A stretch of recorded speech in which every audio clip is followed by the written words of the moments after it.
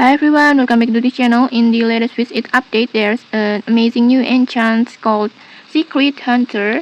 This one, this one,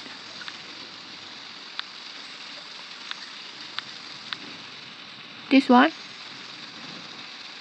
and it will give you 140 secret chains. And to get this enchant, first make sure you already have an evolved enchant stone like this. You can obtain this stone from ancient ruins. If you don't know how to get it yet, just check the link in the descriptions. And after that, just go to the esoteric locations like this. It's the same place where you usually use enchant stones.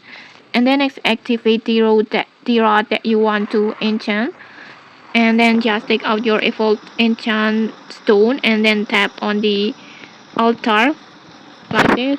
And wait until the enchanting process is finished and you will receive a new enchant. But keep in mind, getting Secret Hunter is random, so you will need multiple evolved stone and try enchanting several times until you finally get it.